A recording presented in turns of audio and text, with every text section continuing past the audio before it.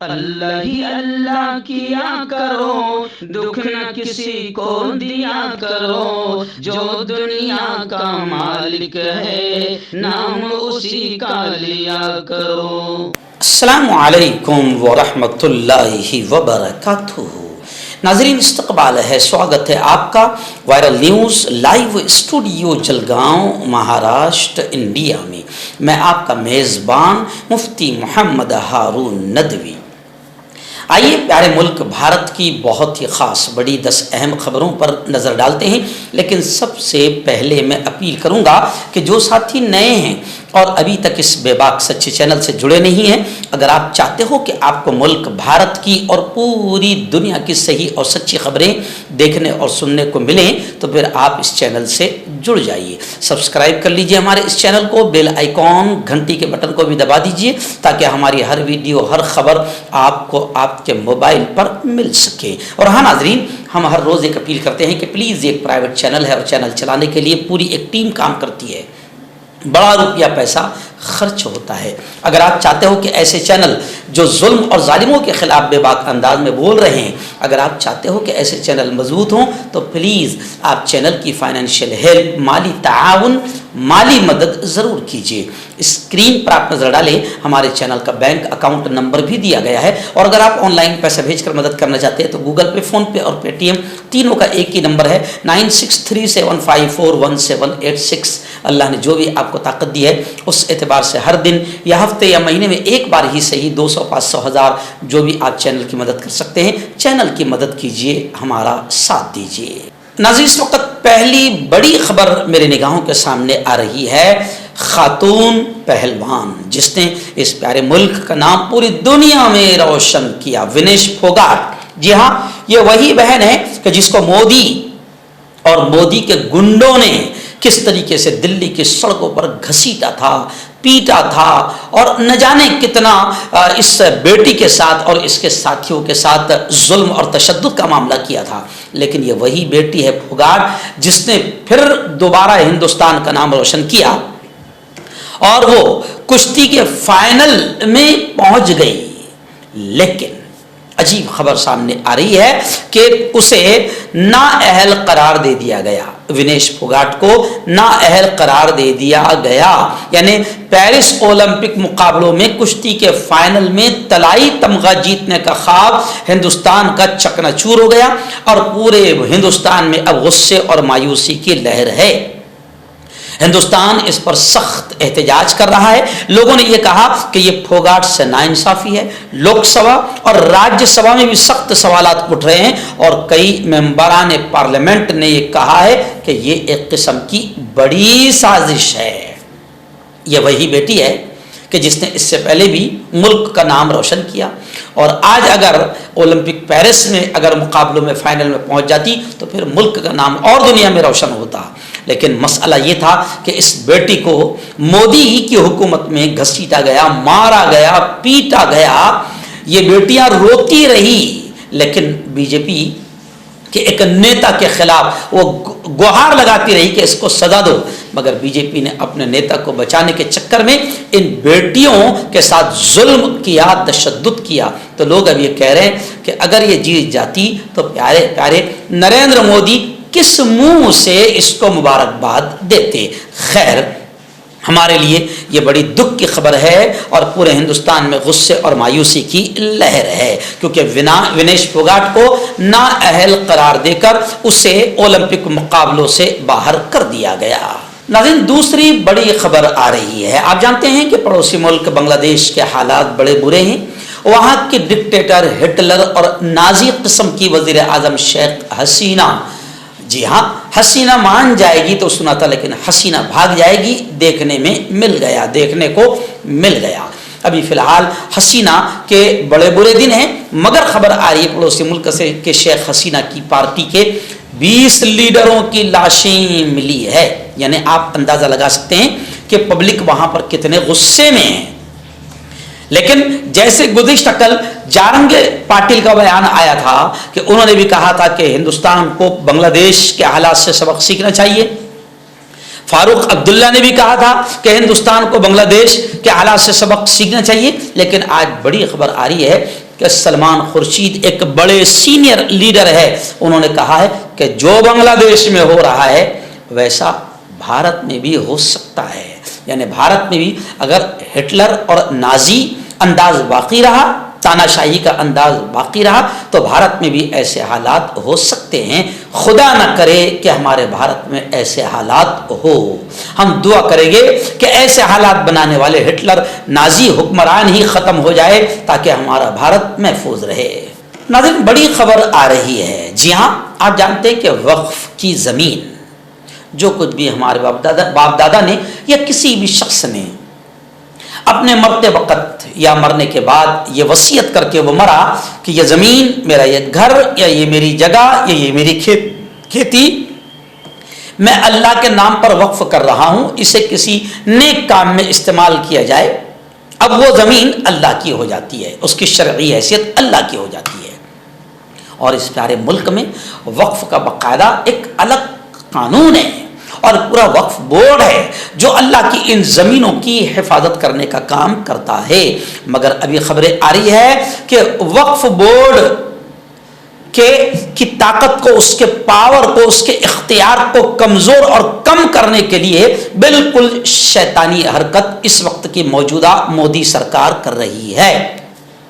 وقف ترمیماتی بل لایا جا رہا ہے جس کے بارے میں کہا جا رہا ہے کہ یہ انتہائی خطرناک ہے۔ ڈاکٹر ظفر اسلام، ایسی ہی Asaduddin Owaisi, all India Muslim personal law board, ان تمام نے کہا کہ وقف ترمیماتی بل بڑا خطرناک ہے، اور حضرت مولانا ارشد مدنی کا بھی آج بیان آیا ہے کہ وقف میں ترمیم رتی برابر بھی ہم برداشت نہیں کریں گے، کیونکہ یہ حکومت کی ناپاک اور شیطانی نظر ہے، اور اللہ کی زمین کو یہ شیطان حکومت ہڑپنا چاہتی ہے، اس لیے یہ وقف میں ترمیماتی بل لا رہی ہے۔ اگر ایسا ہوتا ہے تو وقف بورڈ لنگڑا لولا ہو جائے گا۔ مجوزہ وقف ایکٹ کی ہلا دینے والی تفصیلات بھی سامنے آ گئی ہے۔ خیر، میں آپ کو بتا دوں کہ آج رات میں انشاءاللہ اسی چینل وائرل نیوز لائیو پر اسی عنوان پر میرا بیان ہوگا جو ہر جمعرات کو ہوتا ہے کسی بھی اہم عنوان پر، لیکن ابھی یہ اہم خبر ہے اس لیے آج اسی عنوان پر بیان ہوگا کہ وقف کے شرعی مسائل، کہ وقف کے بارے میں اللہ کیا کہتا ہے، اللہ کا رسول کیا کہتا ہے، شریعت کیا کہتی ہے، اس کے بارے میں آپ کو بتاؤں گا، اور وقف کی زمین پر شیطان کی نظر، اس عنوان پر رات میں 9:30 بجے میرا بیان ہوگا۔ آپ اس بیان کو ضرور سنیں، اور علماء سے ہماری گزارش ہے کہ وہ اس بیان کو ضرور سنیں، اور آئندہ کل جمعہ کے خطابات میں اس عنوان کو اپنا موضوع بنائیں۔ ناظرین، بڑی خبر آ رہی ہے، جی ہاں، مرکزی حکومت نے سال 2025 کے لیے حج کی پالیسی کا اعلان کر دیا ہے جس میں کئی اہم تبدیلیاں کی گئی ہے۔ سال 2025 کے لیے حج پالیسی کا اعلان کرتے ہوئے یہ اعلان بھی سامنے آیا ہے کہ حج کمیٹی کے ذریعے اب کوئی بھی شخص پوری زندگی میں ایک ہی بار حج کر پائے گا، ایک ہی بار۔ نئی پالیسی کے مطابق انڈین حج کمیٹی کو مختص عازمین حج کے کل کوٹے کا 70% دیا جائے گا، جبکہ باقی 30% کوٹا پرائیویٹ حج گروپ آرگنائزر کو دیا جائے گا۔ گزشتہ سال یہ کوٹا بالترتیب 2080 کا تھا۔ نئی پالیسی میں 65 سال سے زیادہ عمر کے عازمین حج، محرم کے بغیر سفر کرنے والی خواتین اور عازم زمرے کے لیے ترجیحی ترتیب میں تبدیل کی گئی ہے۔ 2024 کی پالیسی میں 70 سال سے زیادہ عمر کے درخواست دہندگان کو ترجیح دی جاتی تھی۔ 65 سال سے زائد عمر کے افراد نئی پالیسی کے تحت 65 سال یا اس سے زیادہ عمر کے درخواست دہندگان جو حج پر جانا چاہتے ہیں وہ اب اکیلے حج پر نہیں جا سکیں گے، ان کے لیے ضروری ہوگا کہ وہ اپنے ساتھ کسی رشتہ دار کو بطور مددگار لے جائیں۔ خیر، حج کمیٹی کے ذریعے اب یہ اعلان سامنے آ گیا ہے کہ حج کمیٹی یعنی سرکاری طور پر ایک بار زندگی میں ایک ہی بار آدمی سفر حج کو جا سکتا ہے، یعنی ایک مرتبہ حج کمیٹی سے حج کر کے آ گیا تو دوبارہ اگر اسے جانا ہے تو اسے ٹور سے ہی جانا پڑے گا۔ ناظرین، بڑی خبر آ رہی ہے، جی ہاں، بامبے ہائی کورٹ کا جو حجاب پر پابندی برقرار رکھنے کا فیصلہ تھا، اس کو چیلنج کیا جا رہا ہے۔ سپریم کورٹ نے منگل کو کہا کہ ممبئی کے ایک نجی کالج میں طالب علموں کے حجاب، نقاب، برقع، ٹوپی وغیرہ پہننے پر عائد پابندی کو برقرار رکھنے کے بمبئی ہائی کورٹ کے فیصلے کو چیلنج کرنے والی درخواست پر سماعت ہوگی۔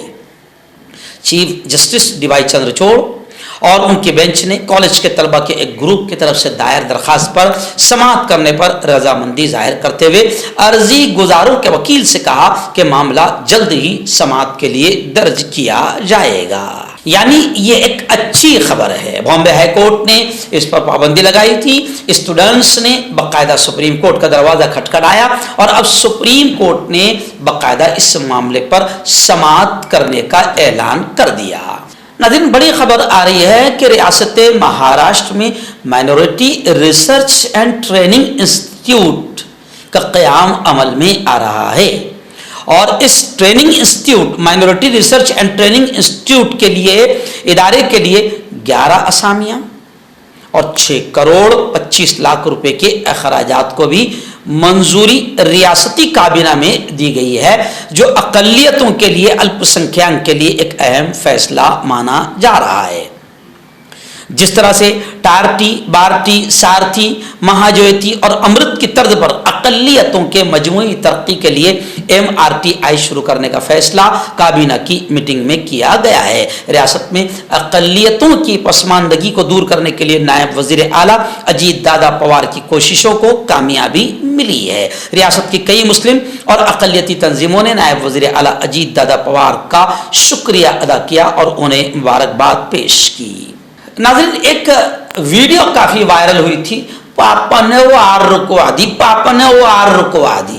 رشیا اور یوکرین کی وار مودی نے رکوایا تھا۔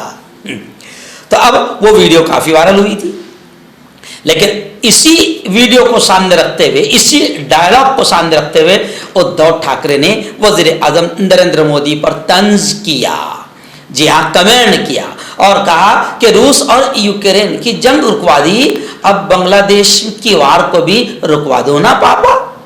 جی ہاں، بنگلہ دیش اپنا پڑوسی ملک ہے، وہاں کتنا تشدد ہو رہا ہے، وہاں کی وزیر اعظم بیچاری آپ کی گود میں آ گئی ہے، یہاں پناہ لے رہی ہے، حفاظت مانگ رہی ہے، تو پاپا وہاں بنگلہ دیش کا بھی وار رکوا دو نا۔ اور ادھو ٹھاکرے نے زبردست انداز میں نریندر مودی پر طنز کیا۔ بنگلہ دیش میں سیاسی عدم استحکام پھیل گیا ہے۔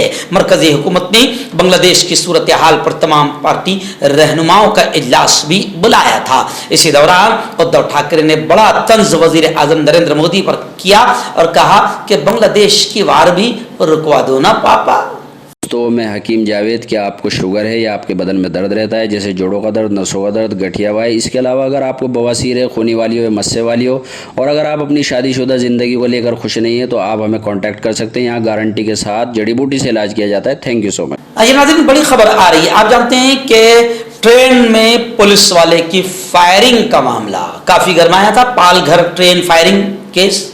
جی ہاں، جو ممبئی سے شاید راجستھان کی طرف ٹرین جا رہی تھی، جے پور، اس میں ایک کانسٹیبل چیتن سنگھ چودھری، جس نے اپنی پستول سے 3 مسلمانوں کو مارا تھا، اس کو بچانے کی بھی کافی کوشش کی گئی، لیکن اسی وقت میں نے کہا تھا کہ یہ پاگل نہیں ہے، یہ مجرم ہے، یہ آتنکوادی ہے، یہ مسلمانوں سے نفرت کرنے والا ہے۔ اگر اس کا ذہنی سنتولن خراب ہوتا تو یہ دیکھ دیکھ کر مسلمانوں کو نہ مارتا، بلکہ کسی کو بھی مار دیتا۔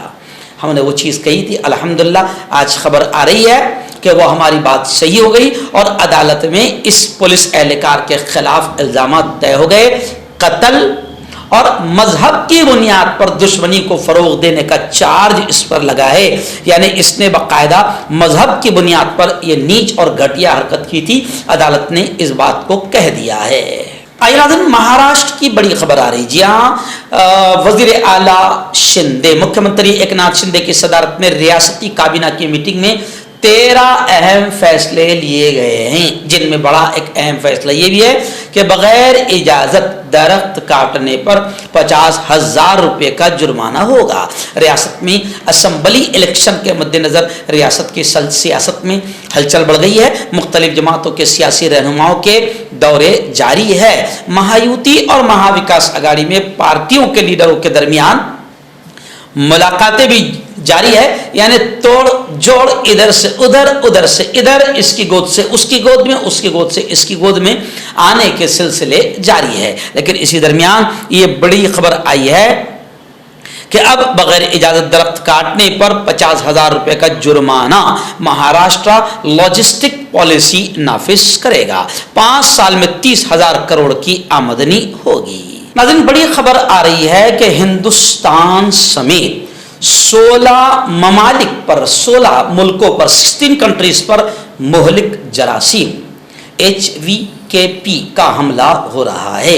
WHO ने अलर्ट जारी कर दिया है और रोकथाम को नाकाफी बताया है। बताया जा रहा है कि हैप्रोविलियंट निमोनिया HVKP के नाम के एक नए जरासीम को लेकर WHO ने हिंदुस्तान समेत 16 मुल्कों को अलर्ट जारी कर दिया है। ये एक ऐसा जरासीम है जो सेहतमंद लोगों में मुहलिक इन्फेक्शन पैदा कर सकता है। अस्पताल में दाखिल मरीज या फिर आबादी, दोनों जगहों पर इस इन्फेक्शन का फैलाव बड़े पैमाने पर हो सकता है। WHO ने इस खतरनाक जरासीम की 127 में से 43 ममालिक से इत्तलात जमा करने के बाद ये अलर्ट जारी किया है। इन 43 ममालिक में से 16 मुल्कों में इन जरासीम के मामले सामने आने की तस्दीक की है, जिसमें हिंदुस्तान भी शामिल है। मर्दाना ताकत हासिल करे 72 घंटों के अंदर, वो भी जड़ी बूटियों द्वारा। हकीम याकूब खान से कांटेक्ट करें, जो कि 75 सालों से हिकमत कर रहे हैं। इसके अलावा जोड़ों में दर्द, गुर्दों में पथरी, शुगर, खुजली, ल्यूकोरिया का गारंटी से इलाज किया जाता है। अभी कांटेक्ट। हर्बल सेहत लाए हैं 100% देसी जड़ी बूटियों से इलाज। मर्दाना ताकत, लिकोरिया, शुगर बिना अंग्रेजी दवाई, बिना परहेज के खत्म हो जाती है। इसके अलावा जोड़ों का दर्द, घुटनों का दर्द, गुर्दे की पथरी, खुजली, बवासीर, खूनी मस्से वाली, वजन कम करना, वजन बढ़ाना। अभी कांटेक्ट।